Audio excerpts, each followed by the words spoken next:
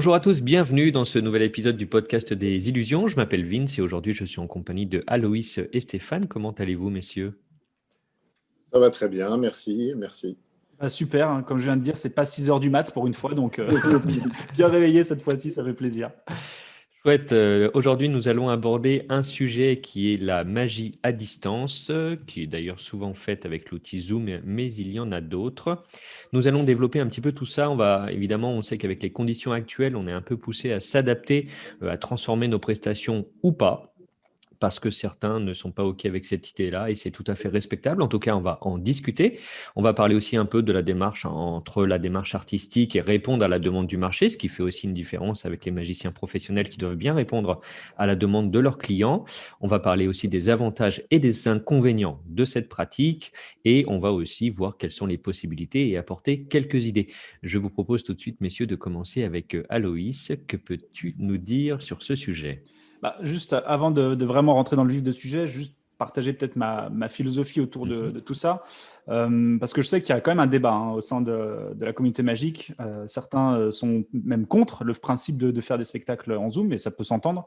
Moi, je pars du principe que la magie, de toute façon, elle est censée être partout, et que, à un moment, si des nouvelles contraintes naissent, et c'est le cas en ce moment, autant les mettre de son côté pour en profiter pour générer de nouvelles créations. Pour moi, la contrainte génère la créativité. Et je me dis que si de toute façon, il n'y a pas le choix, alors je ne parle même pas du problème des professionnels qui ne peuvent même plus bosser en ce moment, c'est très compliqué. Mais bon, aujourd'hui, les contraintes, elles sont ce qu'elles sont. En quoi ça nous empêche de faire de la magie? En quoi ça nous empêche OK, maintenant, il y a un nouveau cadre qui est fixe. Pourquoi pas creuser dedans et du coup, inventer des nouvelles choses. Donc, moi, ma philosophie autour de ça, c'est que je suis plutôt complètement pour. Puisque la magie peut être partout et autant finalement en profiter et de faire de cette faiblesse plutôt une force. Voilà déjà mon état d'esprit autour de tout ça. Ok, toi Stéphane, ton avis sur la question? Je suis à 2000% d'accord avec ce que dit Aloïs. Aujourd'hui, il faut qu'on est dans l'obligation de trouver de nouvelles manières de travailler. Alors après, ce qui peut poser beaucoup de problèmes, en tout cas dans la tête de bon nombre de magiciens, c'est qu'on a tous espoir que tout ça se finisse rapidement. Donc, est-ce que le magicien ne se dit pas, est-ce que ça vaut vraiment le coup de faire un spectacle qu'au final, je ne vais pas faire une quantité astronomique de fois? Il y a peut-être cet aspect-là. Alors après, aujourd'hui, on a des outils tellement incroyables d'un point de vue numérique que je trouve que c'est dommage de s'en passer. Et oui, la magie est un art vivant, ça le restera toujours. Mais aujourd'hui, cette proximité, on nous empêche de réellement la voir, sauf qu'on peut quand même avoir une proximité à distance, de manière numérique, donc autant foncer et y aller. Vraiment à 2000% pour. Ok, pour ma part, j'ai aussi cet avis qui est, pour moi, il faut y aller pour plusieurs raisons. La première, c'est que je considère que la magie et l'art en général, dans n'importe quel domaine, évoluent, en tout cas pour la magie, selon deux contextes. Le premier, c'est un contexte politique, c'est exactement ce que l'on traverse, mais après les guerres, la magie a aussi évolué de différentes manières. Il y avait la magie sur scène, au théâtre, elle est venue sur le close-up, à proximité, de plein des manières différentes, et elle a évolué aussi de manière technologique. On le sait, avec l'arrivée des iPads et des écrans, ça a permis aussi d'avoir de nouvelles idées et d'être très créatif. Et évidemment, elle évolue aussi avec la créativité des artistes. Donc, il y a plusieurs choses qui font que la magie évolue de bien des manières. On en traverse une auquel personne ne peut couper. Après que des artistes disent non, ça ne me plaît pas, ça je l'entends bien évidemment, et que d'autres me disent ça me plaît, et en tout cas moi ça a été mon cas, c'est que j'ai vite transformé la problématique en essayant d'y trouver des avantages. Et ce que j'expliquais d'ailleurs dans un autre podcast, à cette heure-là, je ne sais pas s'il sera publié, mais je disais, moi ça m'a permis en fait de travailler le lapping. Parce que je ne le faisais jamais avant. Dans mes conditions de travail, j'étais toujours en magie verticale principalement et ça m'a ouvert un nouveau champ de possibilités et ça m'a donné un nouveau challenge. Donc oui, alors le lapping et puis il y a plein d'autres choses aussi. Le fait qu'on soit en vidéo, qu'il y ait un cadre fermé m'a donné aussi la possibilité d'avoir des trucages qui soient en dehors de l'écran qui soit bien utile à intégrer dans mon spectacle. Et voilà, ça m'a mis un cadre et ça m'a mis une problématique nouvelle auquel j'ai pris plaisir à réfléchir et à créer de nouvelles choses et à un peu sortir de ma zone de confort et faire des trucs que je n'avais pas l'habitude de faire. Donc moi, j'ai accueilli ça au début avec un peu de rejet en me disant, ah dommage, pas le choix, c'est chiant, il y a plein de trucs qui ne me plaisent pas. Très rapidement, je me suis dit, «Bah, ouais, mais quels sont les avantages, en fait, de cette pratique?» Et j'ai trouvé plein de trucs et en tout cas, on va en parler, dans quelques instants. Là, Aloïs, je te laisse reprendre la parole. Non, bah, en fait, c'est exactement ça. On parle de contraintes, mais en réalité, est-ce qu'elles sont réellement nouvelles? Je ne suis pas sûr. On peut y voir les bords d'un écran, mais on peut aussi y voir les coulisses de jardin et cours d'un théâtre. On peut y voir les cintres d'un théâtre. Enfin, en fait, je suis un petit peu là-dedans. On en reparlera après, mais euh, en- tout ce qu'on s'autorise sur une scène, on peut se l'autoriser dans le cadre d'un cadre de cinéma, finalement. Un complice en coulisses, pourquoi pas. Et puis, on va pouvoir aussi parler de choses qui même nous arrangent. Moi, j'ai noté notamment que les spectacles par Zoom permettaient notamment l'usage de pré-show assez spécifiques. D'ailleurs, c'est la question que je voulais te poser. J'aurais peut-être de la poser avant, mais qu'est-ce qu'on a le droit d'aborder ou pas dans le podcast? Il est vraiment à destination des magiciens ou... Oui, il est à destination des magiciens, qu'ils soient amateurs ou confirmés ou professionnels. Selon ce que l'on va dire dans cet épisode, il sera en non répertorié ou en public. Ok, d'accord.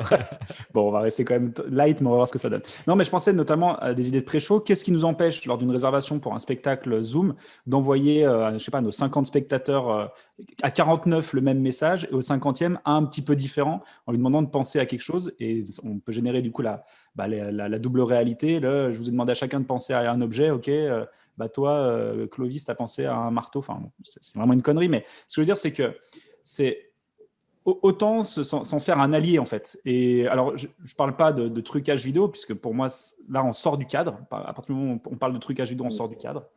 Il faut que ça reste du live. Il faut que ça reste du live pour moi. Après, ça c'est pareil, il y a débat.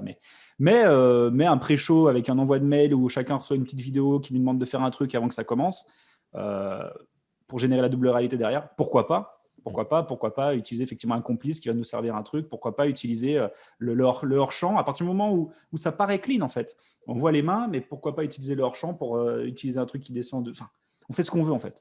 Et je pense, avec les mêmes contraintes d'ailleurs de lumière qu'on peut imaginer sur un théâtre, les mêmes contraintes peut-être de son, voilà. Mais je pense qu'au contraire, ça ouvre beaucoup de champs et que ce serait dommage de s'en priver, puisque c'est des choses qu'on ne peut de toute façon pas forcément réaliser, peut-être en street magic ou en close-up. Autant profiter des avantages à partir du moment, toujours pareil, où la magie reste présente et où ça paraît clean, quoi. Enfin, il faut que ça reste magique, pas ok, c'est du montage, quoi. Ouais, je suis d'accord avec ça. Stéphane?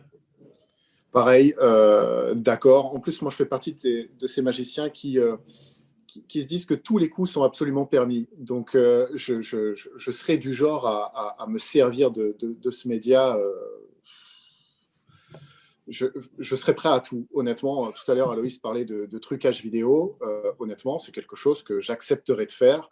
Si ça profite à ma performance, à mon spectacle, oui, je le ferai. C'est des nouvelles conditions. Elles sont beaucoup plus larges qu'en temps normal. Donc, autant en profiter. Ok. Après, il y a trucage vidéo et trucage. Enfin, c'est toujours pareil quand on voit un Chris Angel qui en a abusé à un moment. Pourquoi pas finalement? Pourquoi pas? Le problème, c'est de ne pas générer derrière une frustration, une déception le jour où tu le vois en vrai, quoi. C'est-à-dire il faut que ça reste cohérent, je pense, avec sa magie. Voilà. Enfin, Ouais, je suis assez d'accord. Et puis, il faut que ça reste cohérent. On peut utiliser le trucage vidéo de manière intelligente. Et puis, c'est surtout que une famille qui se paye un spectacle en ligne, à un moment donné, a forcément cette idée en tête de se dire, ouais, c'est différent, il n'est pas en face de nous, il est capable de faire des choses, d'utiliser des trucages vidéo. Ils se le disent eux-mêmes. Donc, il faut rester quand même dans quelque chose de cohérent. Et ouais, il faut être intelligent, vraiment intelligent. il faut que Ok, ça ça reste marche. magique.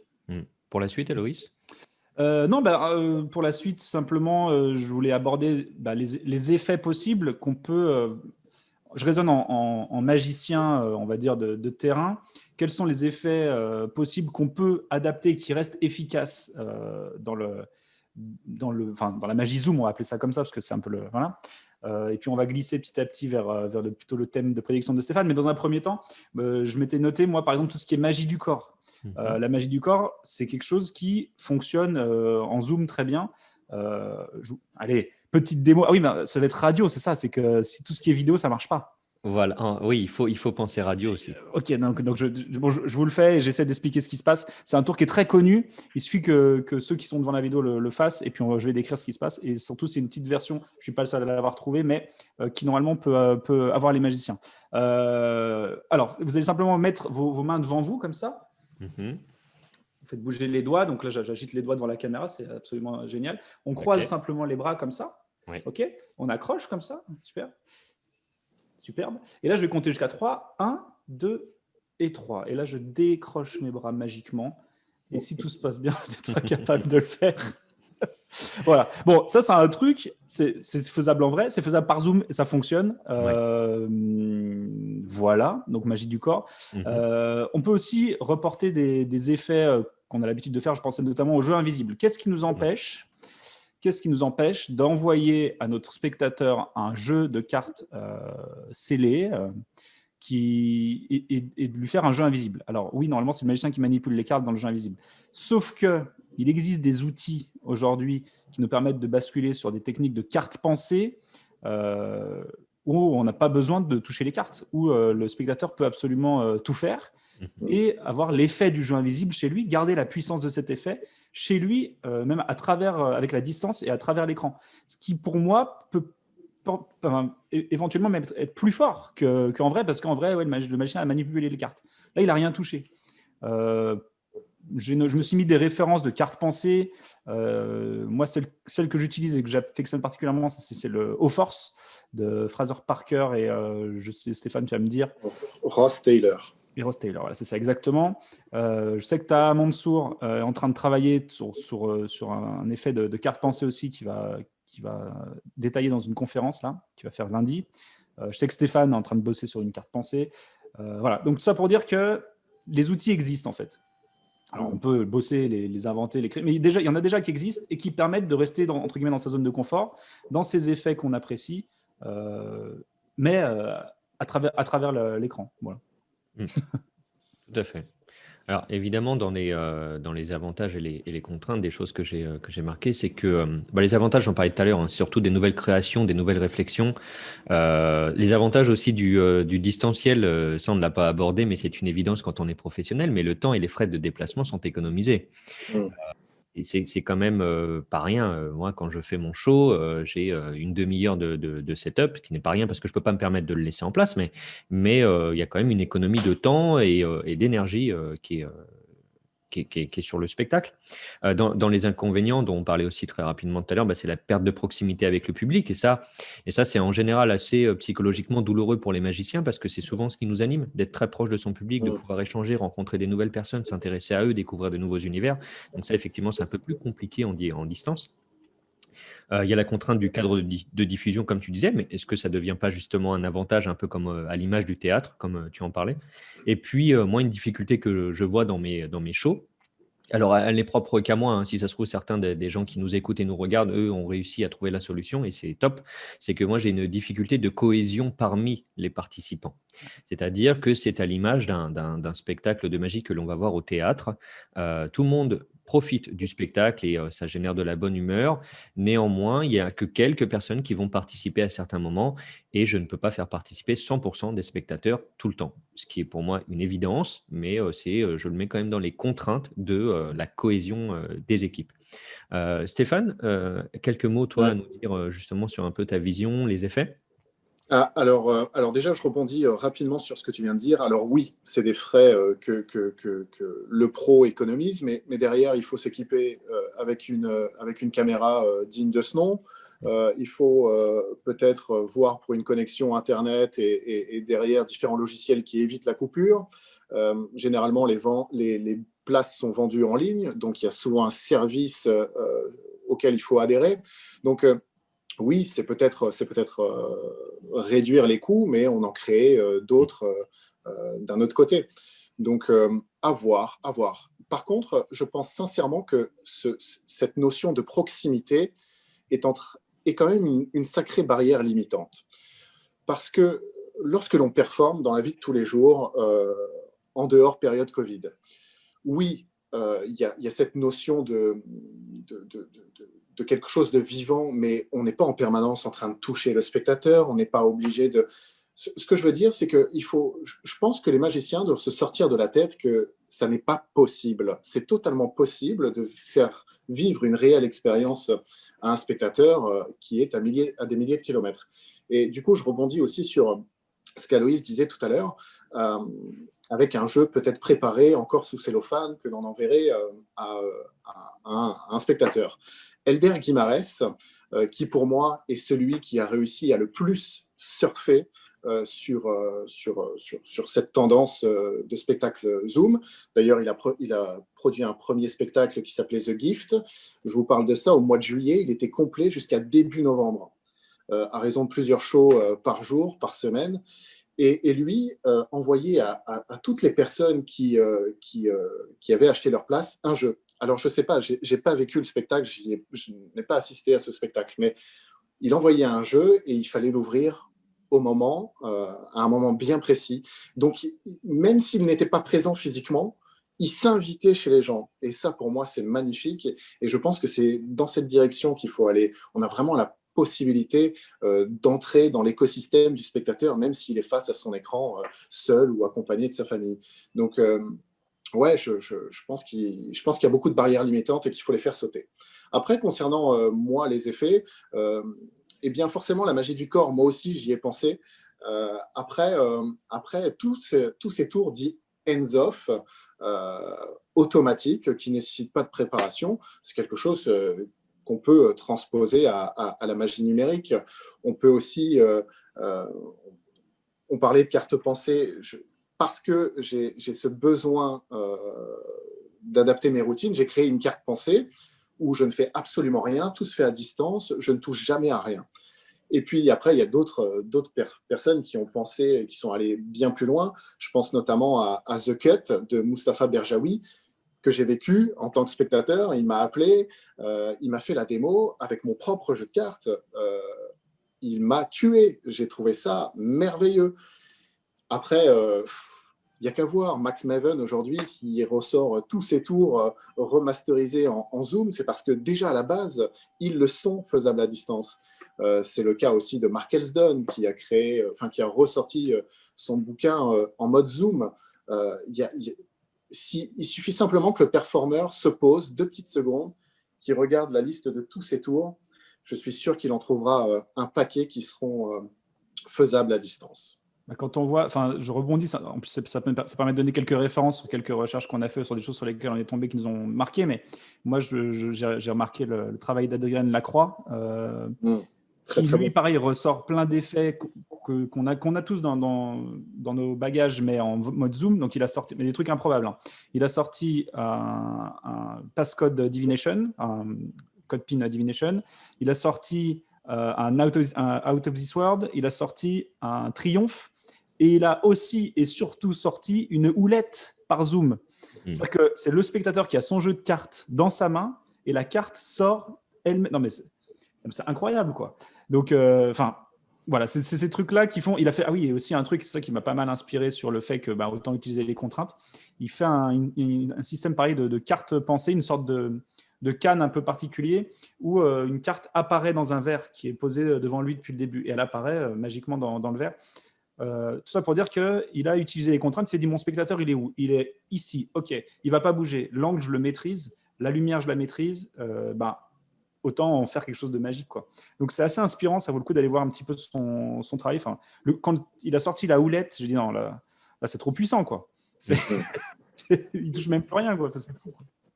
Voilà. Dans les références, je pense à aller voir. Un inject aussi est faisable par Zoom. On peut utiliser le chat de la room pour envoyer un lien ou un wiki test. Voilà. Enfin, faut profiter de tout ça, quoi. Oui, complètement. Après, c'est vrai que c'est pas évident, mais heureusement que vous êtes là pour quand même citer quelques sources parce que il y a plein de choses que vous avez nommées que je n'ai pas encore vues, hein. Donc après l'épisode, je vais aller m'empresser d'aller découvrir tout ça. Et c'est bien parce que ça donne aussi des idées. Moi, mon spectacle, par exemple, il est écrit. Maintenant, peut-être que les choses peuvent toujours évoluer. Et s'il y a des belles créations dans la communauté magie, ça peut être quelque chose de très intéressant. Est-ce que on parlait de... Non, on n'en a pas parlé d'ailleurs, je dis n'importe quoi, Pas mais on va encore. parler un peu de la magie audio, parce que ça, moi, ça me fascine. J'ai longtemps penché sur des effets de magie possibles au téléphone et de manière uniquement audio. Eh ben, la contrainte est assez costaud. Ouais. Je ne suis jamais arrivé à trouver un effet qui me satisfasse, en tout cas. Ben, c'est une contrainte, j'aime y réfléchir. Pour le moment, j'ai pas trouvé, enfin, j'ai rien trouvé de vraiment concluant parce qu'il y a souvent un moment où tu es obligé d'amener le spectateur à faire quelque chose, en fait, à Mm. peut-être sortir un jeu de cartes, même si tu le verras jamais, il va être amené à lui utiliser ses yeux pour faire quelque chose. Il y a un truc qui est faisable en audio que je vais vous faire la démo là qu'on trouve dans le Subtilité psychologique volume 1 de Banachek. C'est un effet que moi j'adore, c'est un peu mon go-to effect. Tu sais pas quoi faire, tu fais ça parce que il y a besoin de rien et ça peut se faire en audio. Il faut quand même que le spectateur soit un peu chaud s'il le fait en audio. Là, je vais te le faire, Vincent, et tu vas peut-être avoir besoin de ton téléphone s'il n'est pas loin. Ouais, il est Il n'y pas aura pas loin. besoin il y aura pas besoin du réseau. C'est parti. Vincent, je vais te demander simplement de penser à un nombre, mais un nombre assez grand, composé de 3 chiffres. Et Ok. pour compliquer un petit peu le truc, j'aimerais te demander de penser à un nombre composé de 3 chiffres différents. C'est-à-dire Oui. que ça ne peut pas être 111, quoi, ok? Mhm. J'aurais tendance à te dire évite 123, mais si c'est celui qui te fait plaisir. Ok. C'est Tu bon. as, un nombre Ouais. de 3 chiffres différents dans la tête. Ok. Maintenant, ce que tu vas faire, c'est que ce nombre-là, tu vas en inverser les chiffres. C'est-à-dire que tu l'imagines devant toi et tu en inverses les chiffres. Si tu avais 123, ça donnerait du coup 321. Oui, Tu vois ce c'est que je veux bon. dire? Donc là, tu as un nouveau nombre en tête. On est Mm. d'accord? Donc tu as même 2 nombres en tête. Ce que tu vas faire, c'est que tu vas ouvrir ta calculatrice, à moins que tu sois capable de le faire de tête. C'est là où rentrent les yeux dans Ouais. l'imagination. Et tu vas faire le premier moins le second. Et tu fais égal. Et tu me dis quand tu as un résultat, là tu as un résultat devant les yeux, on est Oui, d'accord? tout à Ok. fait. Ce résultat qui émane donc de ton chiffre pensé. Mm. Que le résultat soit positif ou négatif, ça n'a pas beaucoup d'importance. Ce qui importe, c'est vraiment les chiffres qui composent ce nombre. Ok. Ok. Regarde un petit peu le résultat et concentre-toi un petit peu dessus. Essaie de m'envoyer l'info télépathiquement, hein, bien sûr, par Ça y Zoom ou est. par les voies Voilà. numériques. Je C'est vois bon. un 3 dans ton résultat, c'est ça? Il y a un 3? Non. Il y a pas... Ah, c'est marrant ça. Il n'y a pas de 3 dans ton résultat. C'est quoi le premier chiffre de ton résultat? Un 9. Un 9? Mm. Ah, c'est rigolo ça. En fait, je voyais 399. C'est simplement 99 ton résultat, c'est ça? C'est ça. Tout Ok. à fait. Cool. On Cool, pourrait le cool. refaire, mais, et ce sera un résultat différent. Mais voilà. Ah ouais, très J'ai cool. merdé un truc, mais en gros, voilà. C'est tout ça pour dire que l'idée, c'est que c'est un truc que tu peux le faire hypothétiquement en radio, et lui, il le décrit comme l'effet qu'il fait en radio, quoi. Ouais. Ok. Par téléphone, en tout cas. Cool. Très, très cool. Ouais, je le connaissais déjà et j'en connaissais aussi les problématiques sur lesquelles on vient de tomber. Ben non, mais en plus, c'est que je Mais me ça suis va. gouré, j'ai oublié un truc dans mon script, c'est le stress de Du l'enregistrement. direct. Voilà, exactement. Je suis pas fait pour Cool. ça. Cool, cool, cool. Stéphane, toi, tu as des choses à discuter sur justement cet aspect un peu magie radio? Non, alors oui, j'ai des idées qui me viennent comme ça, mais c'est vrai que moi, le visuel est quelque chose de très important pour moi, euh, parce que moi, je suis mentaliste avant tout, et, euh, et, et au-delà du tour, il y a ce décryptage aussi visuel qui est nécessaire. Donc, non, aujourd'hui, je ne me suis pas posé la question de savoir quel tour je pourrais faire rien qu'avec le son de ma voix, même si je pars du principe que la magie se trouve dans les mots que l'on emploie. Mais non, comme ça, j'ai pas forcément d'idée. Si, forcément, on pourrait adapter les tours que je fais en radio, mais il y aurait peut-être une prise de risque inutile. Hmm. Donc, je préfère rester dans mon confort et puis chercher à avoir absolument la personne en face de moi. Ok. Qu'est-ce qu'on a d'autre comme sujet à aborder Disons que là, on dérive, et c'était un peu le but caché de cette émission, en invitant Stéphane, c'est qu'on dérive vers ce qu'on appelle la magie, enfin le magie et le mentalisme propless, sans accessoires. Et sur la base de... En fait, on entend beaucoup de choses sur le propless. Il n'y a pas forcément, en France en tout cas, une très bonne réputation autour du sujet parce qu'immédiatement, on va avoir des magiciens qui vont entendre propless, ils vont dire « Ah oui, non mais c'est anagramme progressif, apprendre un truc par cœur. » Et puis, en fait, on demande clairement au spectateur ce qu'il pense pour pouvoir lui révéler, quoi. Et en réalité, et là, je vais donner la parole à Stéphane, qui est un peu le spécialiste En fait, c'est vrai qu'on ne t'a même pas présenté, Stéphane. Et je pense que c'est le bon moment. Je pense que c'est le bon moment pour savoir qui tu es, en fait. Alors, ok. Alors déjà, pour me présenter, moi, je suis Stéphane Mancier. La magie n'est pas du tout mon métier, mais c'est grâce à la magie que je fais le métier que je fais aujourd'hui. Je suis hypnothérapeute et je travaille dans une maison médicale et dans un centre antidouleur. Et puis, je travaille aussi pour une société qui s'appelle MAM, My Athlete Management, où j'accompagne des sportifs de haut niveau et de très haut niveau au quotidien. Parce que un petit peu au même titre qu'un préparateur mental, j'ai cette volonté de me servir de ce merveilleux outil qu'est l'hypnose pour que le sportif aille encore plus loin. Parce qu'on sait très bien, la performance, c'est la qualité moins les interférences. Et donc, du coup, moi, je travaille sur toutes ces petites interférences que le sportif de haut niveau peut rencontrer dans la pratique de son sport ou même dans sa vie perso. Donc, voilà, aujourd'hui, l'hypnose thérapeutique est mon métier et ça me prend la majorité de mon temps. Après, concernant la magie, rien d'exceptionnel. Je fais partie de ces gamins à qui, un jour, on a offert une boîte de magie à Noël et qui ne l'a jamais lâchée.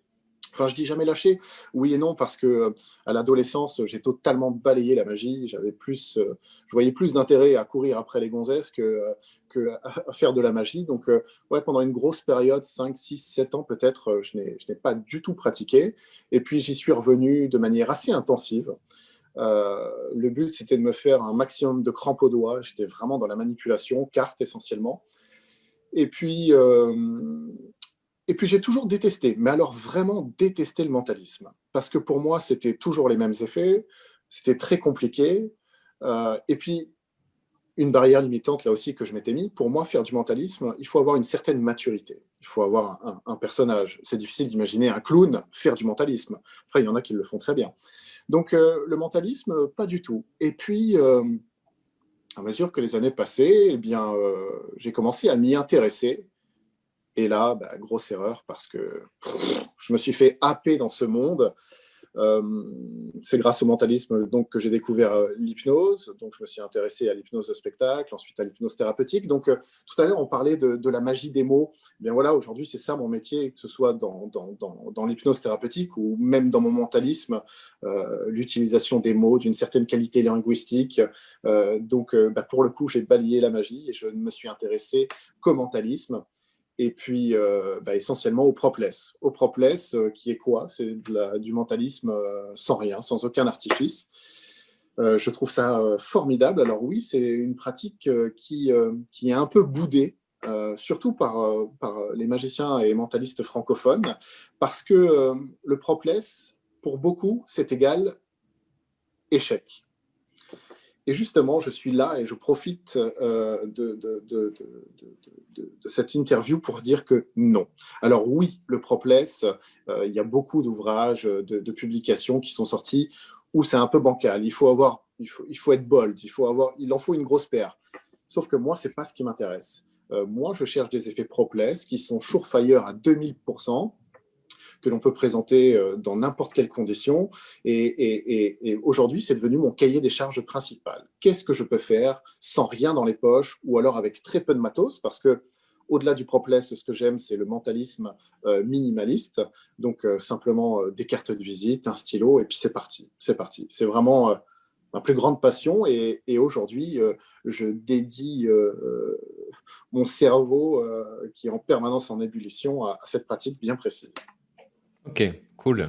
Je Moi, confirme. je te rejoins justement sur un point, c'est que je suis très minimaliste aussi. Très, très, très Mm. minimaliste, tout simplement parce qu'à plusieurs moments dans ma carrière de magicien, je me suis dit, bah ouais, mais t'as pas ton jeu de cartes, là, t'as pas ci, là, t'as pas ça, bah qu'est-ce que tu fais?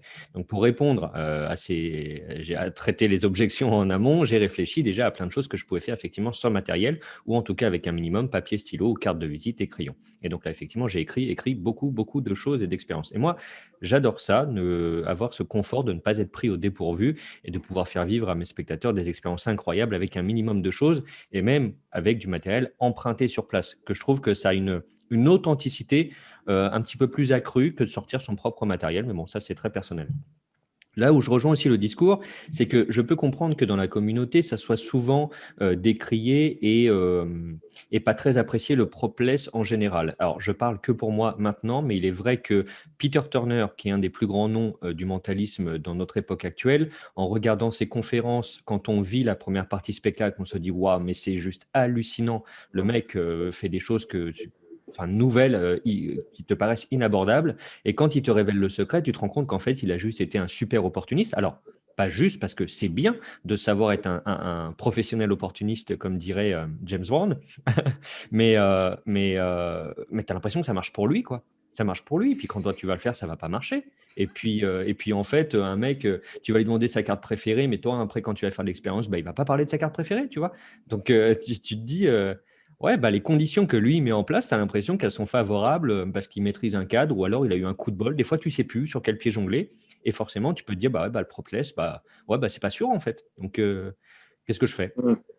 Non, mais je comprends. Et encore une fois, ouais, Peter Turner, qui est un petit peu l'ambassadeur du Propless aujourd'hui, quoique, c'est vrai qu'il a une approche, pour le coup, vraiment très bold. Mais je vais te raconter une petite anecdote. Chaque année, je vais à Blackpool. D'ailleurs, ça aurait dû être mon 10e. Malheureusement, Covid oblige, il est annulé. Et j'étais à Blackpool cette année, où pour la première fois, Peter Turner est sorti de l'ombre et où il a tout donné.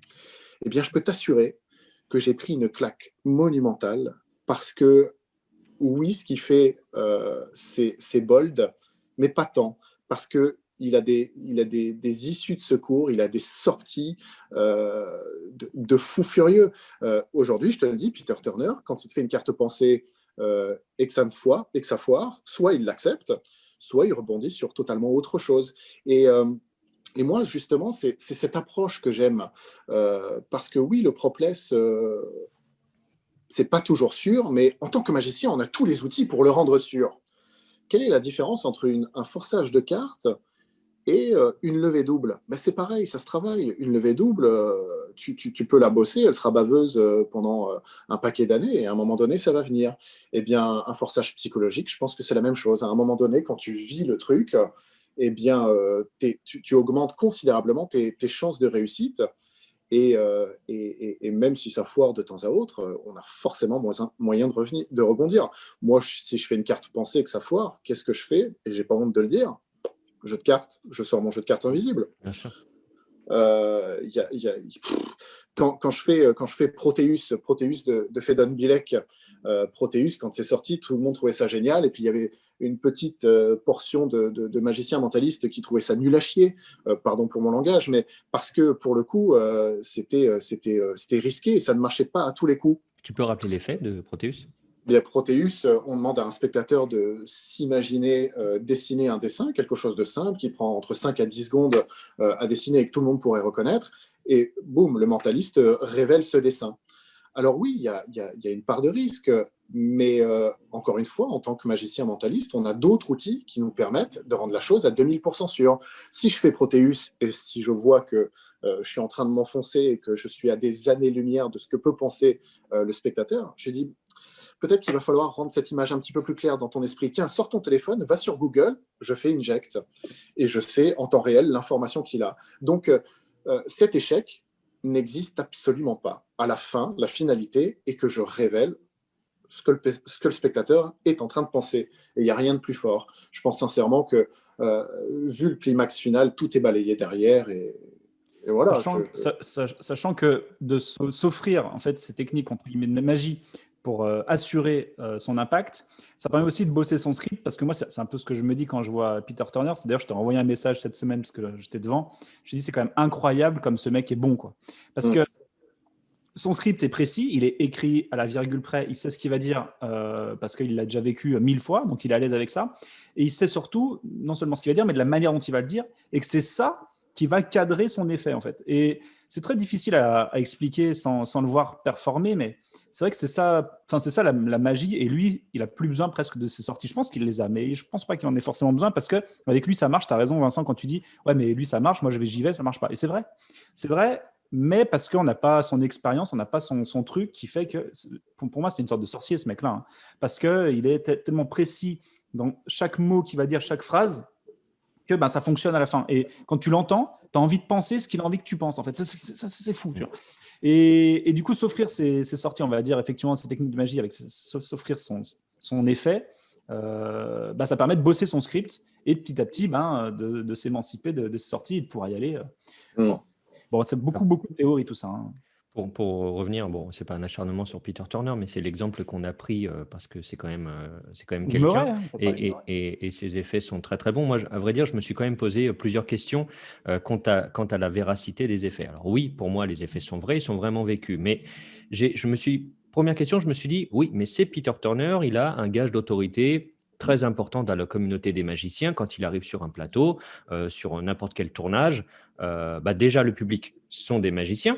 Donc, c'est aussi un management de son public qui est très différent. Les magiciens, il y a une manière de les bluffer. En général, un magicien, quand tu es face à une autorité comme ça, tu vas pas t'amuser à faire le guignolo et à prendre tout à contre-pied non plus, tu vois.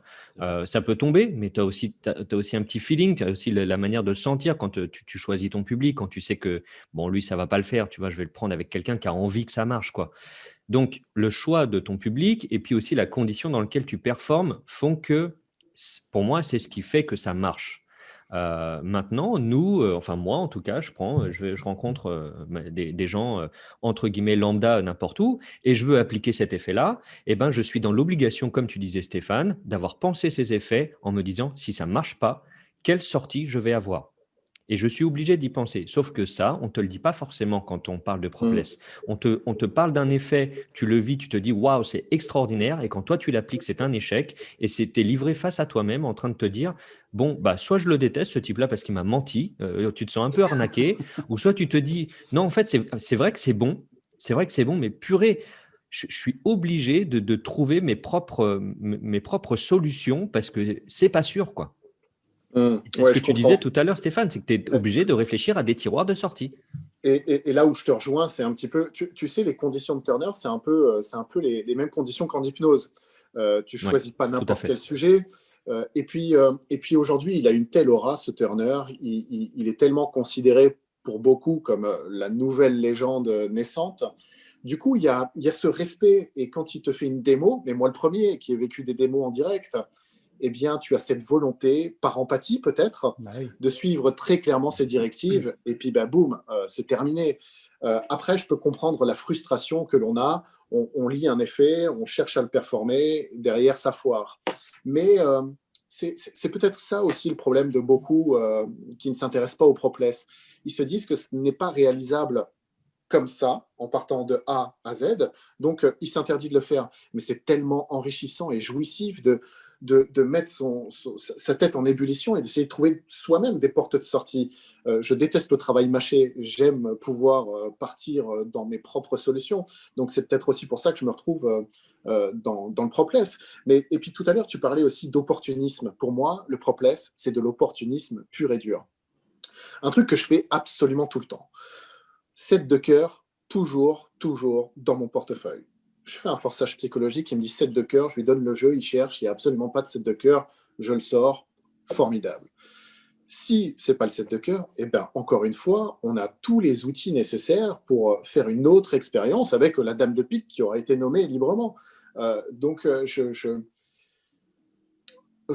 je peux comprendre cette mauvaise image du Propless, mais je pense qu'il faut comprendre le concept en amont et il faut accepter que ce soit un petit peu comme ça.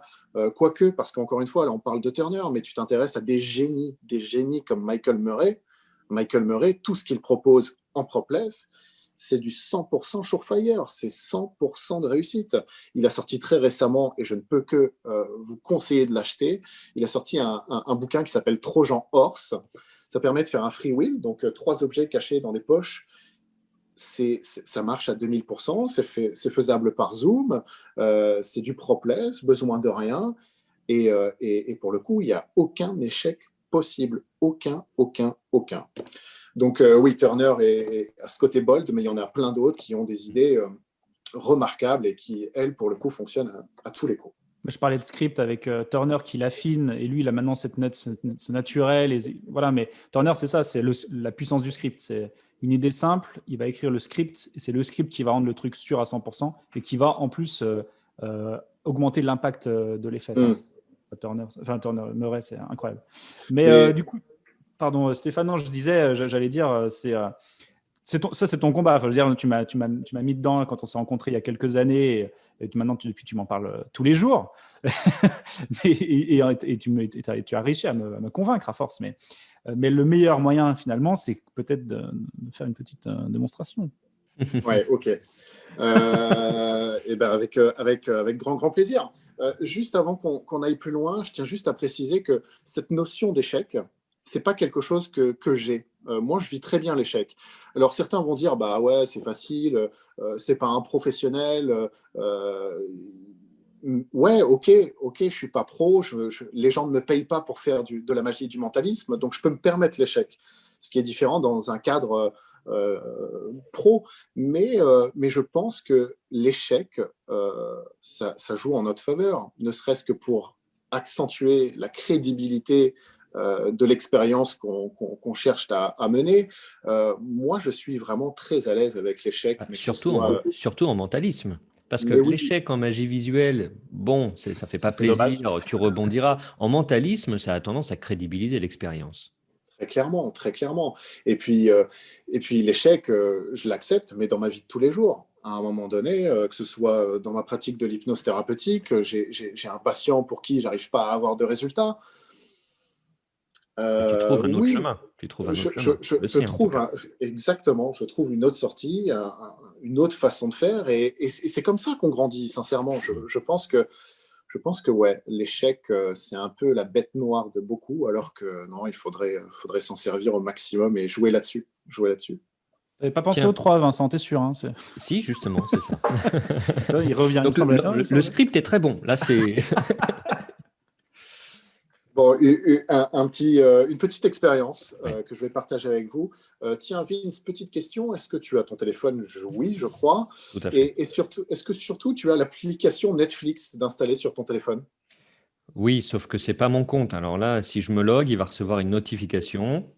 Ah non, c'est bon, je suis connecté. Ouais. Parfait. Bon, tu laisses ton téléphone sur la table pour le moment. On Ok. va faire un petit jeu ensemble.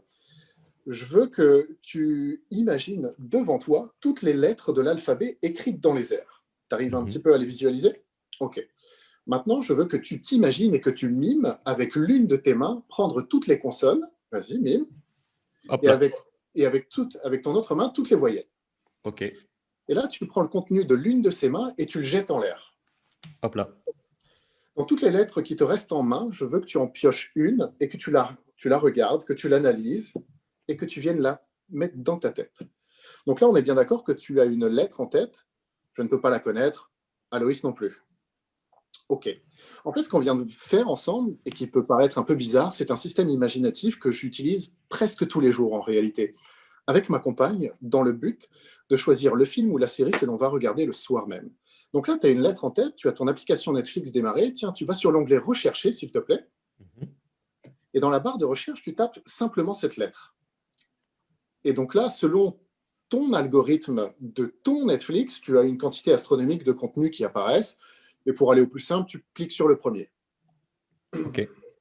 Donc là, tu es sur la fiche film d'un film ou d'une série ou d'un documentaire. Okay. Tiens, concentre-toi. C'est un titre en plusieurs mots? Ouais. C'est bien ce que je pensais. 3. 3 mots, tout à fait. Concentre-toi uniquement sur le premier mot, s'il te plaît. Mhm. Je vois la lettre E. Oui, Je vois aussi un M. tout à fait. C'est bizarre, j'ai Emily in Paris. Exactement, c'est tout à fait ça. Bravo. Donc voilà, ça c'est Très, très très clairement cool. le genre d'expérience que je fais, qui est à 200% sûr, qu'on soit bien clair là-dessus, et qui se fait dans n'importe quelle situation. C'est surtout qu'aujourd'hui, alors j'ai choisi Netflix parce que ça touche tout le monde. Mm. En fait, moi, mon leitmotiv, c'est se servir de tout ce qui pourrait se produire dans la vie de tous les jours, à savoir une conversation de films, de séries, et de le transformer en expérience mentalistique, quoi. C'est top, c'est top. Mais il faut dire quand même aux gens qui regardent et qui nous écoutent que tu as Netflix d'ouvert devant toi. Ah, non, Non, non, non. mais je rigole. Il faut dire que Vincent montrait son écran depuis tout à l'heure à la caméra. Mais... C'est top, c'est top. Et voilà. Et puis, alors, pour le coup, dans la structure de cette expérience, il n'y a vraiment aucun échec possible. Mm. Sauf que, tu vois, on parlait d'échecs. Ça va être l'objet d'une publication, là, ce que je viens de te faire. Dans ma démarche, j'ai quand même cette volonté d'apporter d'autres outils supplémentaires pour que le magicien, le mentaliste, puisse s'y retrouver si jamais quelque chose venait à capoter, mais ce qui n'arrive pas. Ouais. C'est là où je voulais en venir tout à l'heure. C'est-à-dire que quand on achète un produit, je pense que la plupart des gens, moi j'en fais partie, on a tendance à vouloir le produit clé en main. Qu'on n'ait pas l'impression qu'on nous ait vendu un truc comme les titres putaclic que tu vois sur YouTube, où on attire ton attention, et puis à la fin, tu te dis, ouais, mais non, en fait, il manque la moitié, quoi. Et je pense que c'est ça qui peut générer une frustration, et moi, ça m'est arrivé aussi, et c'est là où je reviens sur le clé en main. Et c'est vrai que quand on a des choses psychologiques comme ce que tu viens de faire, je pense qu'on a envie de se dire, bah ouais, mais quand ça marche pas, qu'est-ce que je fais pour se sentir en sécurité? Bon, alors encore une fois, là, cette expérience est inratable, mais vraiment inratable. Euh, et, euh, et après, pour tout, tu sais, là, on parle de mentalisme, mais en magie, c'est pareil. Tu achètes le dernier gimmick à la mode, c'est des quadruples, quintuples flaps. La déception peut être la même. Bien Lorsque sûr, tu reçois le produit à la maison, tu te tout dis, à ben fait. merde, attends, le gars, il l'emploie de telle ou telle manière, et ben moi, j'y arrive pas. Et puis en plus, j'ai bel et bien l'impression que cette notion de clé en main, elle prend beaucoup trop de place. On cherche le in your face magic sans aucun entraînement, et moi ça me tue parce que on ne sert pas notre art en ayant cette façon de penser. Donc ouais, j'espère que les mentalités vont évoluer et que les gens vont recommencer à penser par eux-mêmes. Parce que moi qui suis j'allais dire un historien, non, mais je suis passionné d'histoire de la magie, surtout du mentalisme. Tous les matins, je me lève à 5h30 du matin, tout ça pour m'octroyer 1 heure de lecture, plonger dans des vieux bouquins. Je suis fan absolu de Theodor Hadman. Et tu vois, c'est des mecs qui, à l'époque, cette créativité, il n'y avait aucune barrière limitante. Ils ne s'imposaient rien du tout. Tout était possible dans leur tête. Et c'est parce qu'ils avaient ce raisonnement qu'ils ont pu créer des choses incroyables. Et ouais, j'aimerais qu'on revienne un petit peu à cette magie. Pour moi, la magie, c'est une passion. Des fois, j'ai l'impression que ouais, c'est un passe-temps et que les gens ne sont pas prêts à tout donner pour obtenir ce qu'ils veulent. Euh, donc, ouais, j'espère que les gens vont vraiment redevenir créatifs et s'autoriser à nouveau à rêver. Je parle côté spectateur, mais surtout Mm. magicien. Arrêtons les contraintes, arrêtons de dire c'est pas possible, ça ne marche pas. Chaque produit est destiné à une personne. Il faut juste savoir l'utiliser et tout mettre en œuvre pour pouvoir le réaliser. Ouais, à bas le clé en main, mais ouais, quand tu achètes un tour 60-70 balles, c'est sûr que quand tu t'aperçois que ça ne respecte pas ton cahier des charges, C'est ça ça. fait un peu mal. Disons que dans les mentalités, il y a de tout. C'est là où il ne faut pas qu'on fasse d'omission. C'est qu'il y a des gens, effectivement, qui vont regarder un produit, qui s'attendaient à avoir un clé en main et qui ne l'ont pas, donc vont être déçus. Et puis, il y en a d'autres, justement, qui vont saisir cette opportunité de se dire, ah, effectivement, ah, bah là, si ça ne peut pas marcher, bah moi, ça me rend créatif et moi, je vais trouver des solutions, etc. Donc, on n'a pas de généralité, en fait, dans les appréciations des Mm. consommateurs. C'est juste qu'à un moment clé, à ce moment-là, chacun avait des attentes différentes. Et moi, par exemple, j'ai un ami avec qui je travaille depuis plus de 15 ans. Lui, il est clairement dans la catégorie des gens qui vont regarder un effet et ben, il va tout faire pour ne pas faire l'effet comme la personne l'a fait. Il va y mettre sa personnalité, il va y mettre son texte, il va y ajouter d'autres effets, il va le cumuler, il va repenser plein de choses. Alors, je ne sais pas s'il se l'interdit, mais en tout cas, il est suffisamment créatif pour se dire, OK, bah, en fait, ça sera juste mon outil. Et cet outil, Mm. je vais en faire autre chose à ma manière. En fait, c'est ça qui est intéressant, c'est là où on apporte notre patte et d'un aspect plus, on va dire, création, les effets sur lesquels on travaille régulièrement avec Stéphane sur de la création d'effets. C'est vrai que toi, Stéphane, tu as vraiment cet aspect, on se ferme aucune porte, on y va et ils vont se démerder avec ça. Et moi, j'ai cet aspect de, ouais, effectivement, on peut se débrouiller avec ce qu'on a là, mais je pense que c'est important de toujours cadrer quand même quelque chose et d'offrir un effet qui quand même a un cadre dès qu'on le sort de la boîte. Alors même si ça demande du travail, mais juste que ce soit qu'il y ait une routine qui soit réalisable au moment. Je crois que je me mets en position de consommateur en fait. Hein. Simplement, je me dis, moi j'ai toujours regardé, je suis pas aujourd'hui, je performe plus professionnellement ou très peu.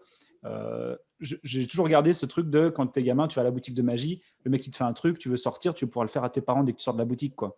Mm. Et je pense que ça reste quand même important parce qu'on a quand même cette âme de magicien et c'est quand même, je pense, la base de la raison pour laquelle on s'est lancé là-dedans à la base, c'est que ça nous a fasciné, on a vu un truc qui nous a surpris et on voulait pouvoir le refaire tout de suite. Ça n'empêche pas, une fois qu'on a l'outil et qu'on peut le refaire tout de suite, d'en faire autre chose. Mais je pense que c'est intéressant, même dans l'aspect de penser un effet. Souvent, on trouve un concept avec Stéphane, avec Calix, enfin, avec d'autres, on aura l'occasion d'en reparler, mais et directement, on imagine toutes les possibilités possibles, enfin, ce que ça offre, quoi. Sauf que moi, j'aime bien quand même me redire, ok, c'est quand même bien de faire une sorte d'entonnoir et de cadrer sur, on va tomber sur une routine, quelque chose qui est faisable, quelque chose qui est impactant, et peut-être même qu'on va communiquer que là-dessus, et que derrière, effectivement, on pourra servir de l'outil pour faire mille autres choses qu'on peut partager ou pas, quoi. Mm. Mais je pense que c'est important de penser quand même à ça d'un point de vue vraiment de consommateur. Moi, si j'achète un gimmick, on me dit c'est l'outil, c'est comme si tu achètes un FP. Tu achètes un FP, ok, bah, tu fais disparaître le foulard. Bah, on a vendu la routine du FP avec la disparition du foulard. Et moi, je trouve ça plutôt cool parce qu'un FP, en fait, on peut tout faire avec. Mais je pense que c'est bien d'orienter un peu, ne serait-ce que pour pouvoir générer la magie bah, qu'on a vue dès qu'on le reçoit, quoi. Enfin, voilà. C'est un peu mon truc. Là, on parle de Netflix et c'est vrai que Stéphane est enfin, avec Stéphane et Calix, on est en plein développement d'un nouvel effet qui peut utiliser entre autres Netflix, Mhm. mais on est quand même sur l'idée, et ça vient de Stéphane, sur l'idée on va orienter le tour sur Netflix parce qu'on estime que bah, c'est la tendance et que même si on pourra faire mille autres choses avec, Ouais. c'est peut-être bien peut-être c'est commercial d'ailleurs, peut-être que c'est commercial, hein. Mais moi, je me mets à la place de, OK, qu'est-ce que ça me vend? Il faut que je me dise, ça, je vais pouvoir le faire. Et donc, c'est un peu le problème d'Inject, on en parlait Mm. d'Inject. C'est que tu as l'effet de base sur lequel il communique et qui est très puissant, mais après, il y a toutes les possibilités infinies de l'outil, quoi. Ouais. Et bah, en fait, dans les possibilités infinies, la problématique, c'est que on n'a pas tous la capacité d'imaginer ce qu'on peut en C'est faire. vrai, c'est vrai, Ouais. c'est vrai. Donc, c'est là où je pense qu'il faut guider un minimum ces consommateurs, parce Et que pas tous l'envie, hein. oui, aussi, pas tous Mm. l'envie. Mais il y a une chose sur laquelle moi je reviens, qui est pour moi la notion la plus importante quand on est dans une affaire d'achat et vente de produits, c'est que acheter, c'est faire confiance. Donc, il faut garder un maximum ce lien de confiance. Il faut que les gens, quand ils achètent un produit, ils aient l'impression d'avoir fait une meilleure affaire que celui qui l'a vendu. Donc, effectivement, tu vends un effet hyper intriguant, hyper alléchant. L'effet, il marche, il est cool. Mais s'il a des possibilités de ne pas tourner exactement comme c'était prévu, c'est bien de guider les gens en leur disant, bah voilà, si jamais ça marche pas, vous avez ça, ça, ça, ça, ça, ça, ça, ça, ça, ça, ça. Et après, il y a encore plein d'autres possibilités. Mais en tout cas, je vous ai donné quelques moyens de rebondir. Et je pense Mm. que ça, c'est important de le faire, que les gens ne se sentent pas trahis. Je suis Ouais, tu as d'accord. certainement raison. C'est aussi pour ça qu'on travaille à plusieurs. Ouais, C'est c'est une bonne Il y en a chose. qui amène son concept et qui dit bah, mais attends, avec ça, tu fais tout, on publie ça et chacun fait ce qu'il en veut, ce qu'il veut avec. Mm. Ouais, mais peut-être que quelqu'un va rien en faire, c'est quand même dommage. Quoi, Voilà. Et donc, c'est la raison pour laquelle je n'ai jamais acheté Inject. Parce que oui, c'est un oui. outil qui sert à faire 100 choses différentes. Bah, je ne sais pas lesquelles. Ouais. Ouais. Et On à en a vrai déjà dire, parlé. Ouais. c'est aussi une flemme de ma part, hein. C'est que je pourrais me pencher sur la question pendant quelques heures et me dire à quoi ça va me servir. Mais comme j'ai d'autres outils qui me permettent de faire chaque chose isolée et que je suis assez content avec ça, je ne me suis pas penché sur la question. Et c'est peut-être une erreur, mais ça me paraît tellement complexe Mm. que je ne me penche pas dessus. C'est vrai. Et ça l'est. Enfin, ça l'est. Potentiellement, ça l'est. Enfin, on a déjà eu le débat Ouais. dans le dans je sais plus quel podcast d'ailleurs. Mais oui, alors que ça vaut le coup. D'ailleurs, moi, c'était Stéphane qui m'avait aidé à configurer mon inject. Bah voilà, tu vois, comme quoi il faut Il faut avoir un un Stéphane parrain. sous la main. Exactement. Oui. Ah, Pour revenir en termes un peu de créativité avec cette magie distancielle, il y a une partie qu'on n'a pas évoquée et qui est néanmoins importante, c'est que le présentiel va reprendre. Et il a repris même pendant une certaine période. Et naturellement, avec les conditions sanitaires, on se devait, en tout cas aussi, de protéger notre public et donc de leur proposer des expériences de magie qui soient présentielles, mais qui soient sans contact, avec un minimum de distance. Et ben ça nous a aussi forcé à réadapter tout notre répertoire et à faire au maximum pour que ça fonctionne. Alors, évidemment, il y a deux poids, deux mesures, parce que tout le monde n'a pas la même notion de ce que ça veut dire distanciel et ce que ça veut dire règles sanitaires. Et ce n'est pas du tout un jugement, c'est juste que chacun a des manières de voir différentes. La mienne, elle est extrême. Quand je dis distance, c'est-à-dire je ne dois absolument pas toucher la personne et que la personne ne doit absolument pas toucher mon matériel. Mhm. Mais c'est ma contrainte que je me suis imposée. Il y en a d'autres qui sont un petit peu plus relax avec ça, tout simplement peut-être en se disant aussi, bah, j'ai proposé du gel hydroalcoolique à mes clients et j'en ai aussi, donc je suis sain, donc on peut faire un peu comme avant. Il y a quand même une chose qui, moi, m'a un peu choqué, j'ai juste envie de le partager, c'est qu'il y a un effet qui, selon moi, pour moi, est anti-distance, c'est la carte à la bouche. Et je dois bien avouer que quand je vois un magicien aujourd'hui continuer de performer la carte à la bouche, même s'il n'y a pas de contact avec le spectateur, ça a pour moi une image sale. Et j'ai, moi, du mal à l'accepter. Distanciel ou pas, hein, la carte à la bouche, c'est de toute façon sale. Enfin, je veux dire, On est, c'est on est, tu clair. sens, on est tu sens une d'accord. carte Et vas-y pleine de salive. Je veux dire, encore plus dans le contexte d'aujourd'hui, quoi. En plus, ouais. Donc, c'est vrai que moi, j'ai un petit peu de mal avec ça. Qu'est-ce que vous pensez, vous, aujourd'hui, de ce sujet-là? Parce que c'est vrai que vous n'êtes pas peut-être moins ou pas professionnel aujourd'hui, selon vos choix de carrière. Néanmoins, que nous sommes tous passionnés de magie et que Mm. vous allez forcément faire du présentiel à un moment ou un autre en choisissant votre public. Qu'est-ce que vous pensez de ce sujet de qu'est-ce qui se passe à l'avenir à partir de maintenant? Est-ce qu'on est pour vous dans cette obligation de n'avoir aucun contact physique avec les spectateurs? Ah, alors moi, je suis comme toi, Vince, hein. Pour moi, c'est important de couper le contact réel physique avec le spectateur. Sauf qu'en tant que magicien, on a une chance parce qu'on a la possibilité de faire prendre une carte, mais on peut aussi lui demander de regarder une carte. Et je pense que c'est sur tous ces leviers qu'on a déjà à notre disposition qu'il faut aller. La carte à la bouche, c'est sale. J'ai toujours trouvé ça sale. Je ne le ferai pas. Mais ouais, le spectateur n'a pas besoin de prendre quelque chose pour se l'approprier. Il peut le regarder, il peut y penser. Et ouais, c'est vers tous ces axes qu'il faut aller absolument. Absolument. Après, oui, ça va être difficile pour le professionnel parce qu'il va devoir remettre tellement de choses en question dans son show. Je pense à quelqu'un qui fait une invitation sur scène où il fait venir un spectateur. Peut-être qu'il va devoir se passer de certains tours qui ont même fait sa renommée par le passé. Mais je pense que c'est essentiel et j'espère vraiment que les magiciens qui sont en souffrance actuellement ne vont pas créer leur future souffrance dès que les barrières sont levées. Allez hop, on recommence à faire comme avant et il ne faudrait pas qu'on ait cette mauvaise image de « ah ouais, il ne respecte rien ». Donc, je pense que Ah, c'est important de se poser d'analyser et de voir ce que l'on peut réellement faire. Et puis aujourd'hui, dans notre quotidien, on a du gel hydroalcoolique, ce serait important. Je ne sais pas, je vois un tour de splash bottle, on pourrait très Bien sûr. bien faire apparaître notre gel hydroalcoolique. Des choses qui permettraient de rassurer, de proposer un effet magique et de montrer que toutes ces choses-là, on les a bien assimilées et on les respecte. Ouais. Voilà. En fait, c'est que pour moi, il y a une différence entre la réalité réelle et la réalité perçue. C'est-à-dire que il y a effectivement, là, à partir du moment où ça va donner l'image de quelqu'un qui s'en fout de ces problématiques-là, déjà, c'est perdu, quoi. Il y a un moment, ça fait partie de notre job de nous adapter. Ça, c'est clair. Après, le risque réel et le risque perçu, il est quand même différent. Je veux dire, à partir du moment où tout le monde fait attention au truc, je veux dire, se limiter d'un effet, par exemple, de PK Touch, où masque, gel hydro, il y a moyen quand même de faire quelque chose, et en plus profiter, entre guillemets, du thème. Alors, c'est peut-être horrible de dire ça, mais je veux dire, autant, c'est toujours pareil, faire de ses ennemis son allié, pour dire, avant, je le faisais en te touchant, il n'y avait rien de magique, aujourd'hui, j'en profite, vu que j'ai pas le droit de te toucher, ça va devenir magique, quoi. Pourquoi pas, tu vois, et faire un PK Touch où les contacts restent quand même hyper limités, sans couper.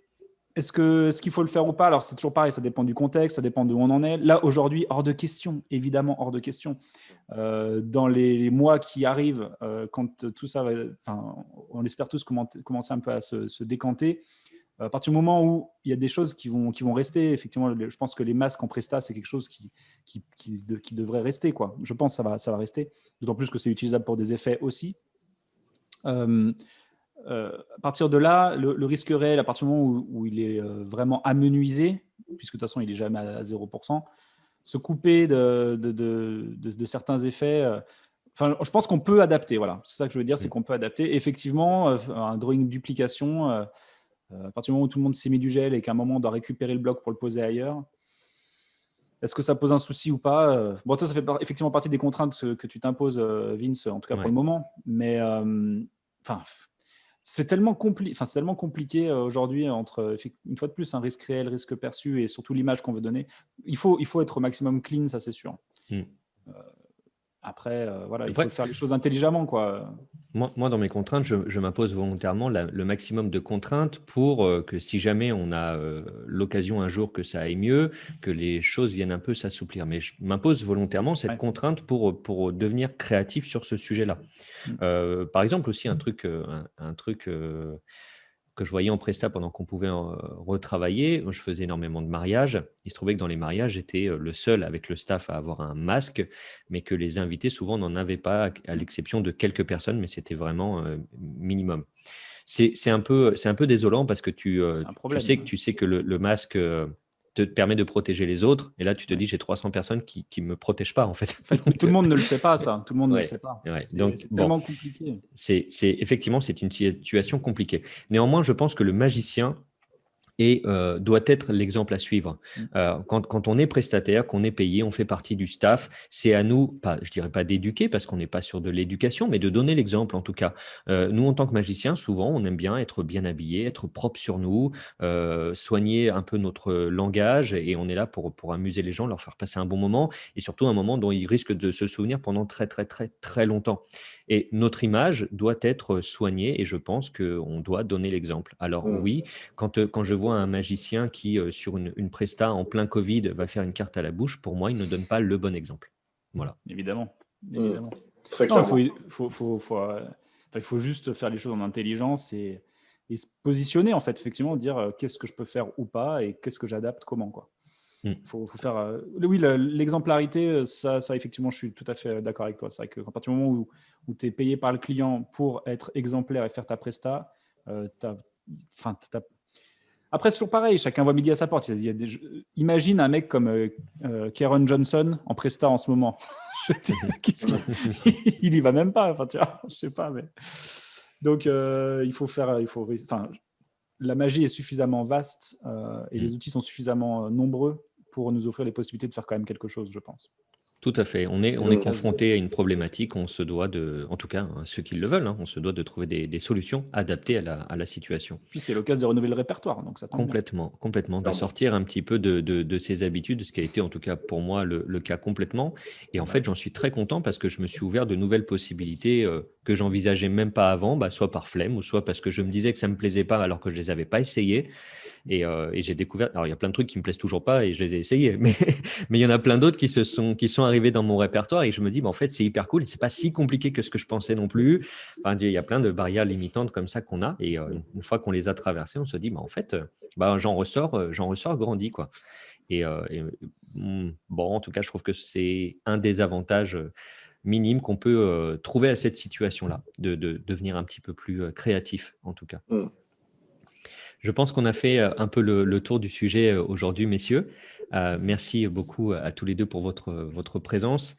Merci à tous de nous avoir regardés et écoutés aujourd'hui. Notre podcast est disponible en vidéo sur YouTube, bien évidemment. Je vous invite à vous abonner pour voir tous les prochains épisodes.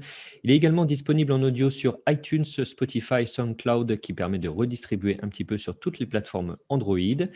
Merci à tous les nouveaux auditeurs qui nous ont rejoints et ceux qui rejoignent la page du groupe Facebook privé Podcast des Illusions.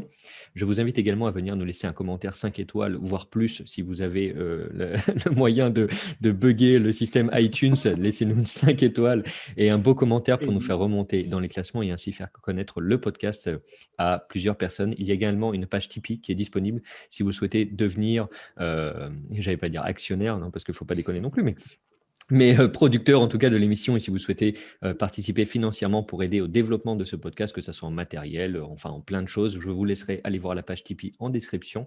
Voilà, abonnez-vous au format vidéo et audio parce que certains épisodes ne seront que soit en vidéo ou que soit en audio, et comme ça vous ne manquerez aucun des prochains épisodes. Aloïs, merci. Stéphane, merci beaucoup. Merci à toi. Merci. On se voit très bientôt et je vous souhaite à tous une bonne journée et à plus tard. Salut. Salut.